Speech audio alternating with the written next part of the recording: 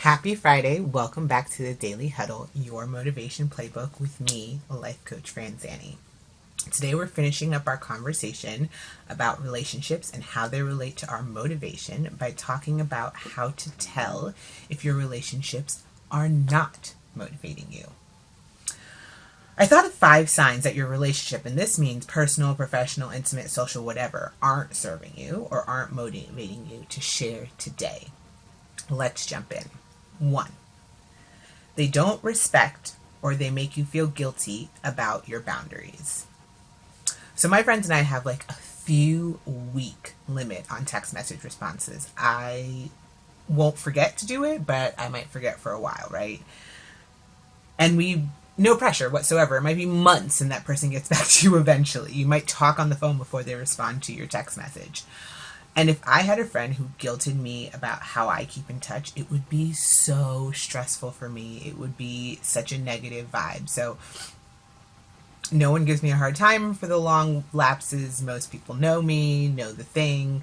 So if your friends or you're in your relationships, if they're not respecting or they're giving you a hard time for, and I say boundaries, really just like who you are, it's probably not a super motivating relationship. And is that really serving you? Is it challenging you to be better that this person is constantly guilting you for doing something that comes naturally? Like, is it that big? Will becoming a better texter make you a better person? I mean, I don't think so. Anyway, so number 1, they don't respect or they make you feel guilty about your boundaries. 2, you make excuses for their behavior. Or I feel like this probably could go the other way if they make excuses for your behavior, because if you feel the need to make excuses, then you're obviously not okay with what's going down. You're not okay with what's happening, otherwise you wouldn't be making excuses. And this isn't black and white. I mean, what isn't okay for me is not the same as what's not okay for you. So let's take an example. So wife A gets asked why her husband didn't come to the party and starts to fumble over her words. Oh, well, he's always working. Well, he just really wasn't feeling well. Okay, whatever. Wife B gets asked the same question and she says he didn't feel up to it and moves on. Same behavior from the hubby. One person clearly feels some type of way about their partner's absence and the other doesn't. Both are valid. One just feels a certain way, one doesn't.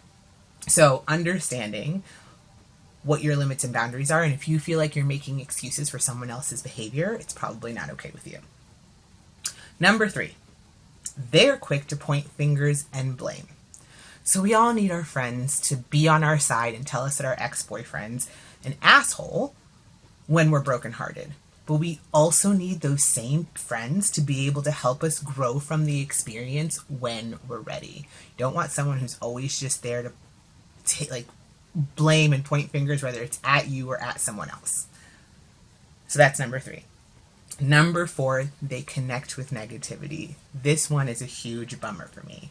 I hate when we go out, my husband and I go out with another couple, and once the wife and I are alone, she starts in with, my husband is such a jerk. He left the toilet seat up and I hate his shirt and he smells funny, then looks at me now to list all the things I hate about Philippe.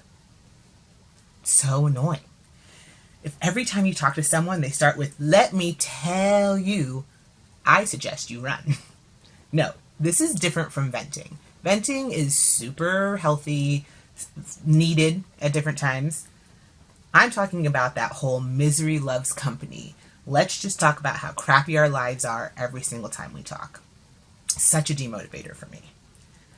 And finally, number 5, you just don't feel good around them or you don't like being around them. Sometimes you just get a bad vibe. Honor that. Honor yourself. You don't need to be rude or mean. You can just choose to not be around that person. You don't need to get everyone to see your perspective or why that person's so annoying. Just don't be around them. It's cool. It's fine. All kinds of things can drain your energy. Maybe people who talk too much or combative people exhaust you. It's important to define what serves you in relationships and what doesn't. It won't be the same for every person, and it won't be the same in every moment or every season either. All of this leads back to communication, early and often, consistently, and all the things, the who, what, where, when, why, and how, which we spent the last 3 days talking about, and how it's really the key to having motivating relationships in the first place. But before that comes awareness. So, what demotivates you when it comes to your relationships? That's all I have for you this week. It wraps up our week on relationships and motivation. Thank you for watching the Friday Huddle with me, Life Coach Franzani. Every week I pick a theme, and every day we huddle around a topic so we can create our own playbook for motivation. Intentional ways to stay connected to our goals and show up at our best every day. Give yourself an amazing weekend.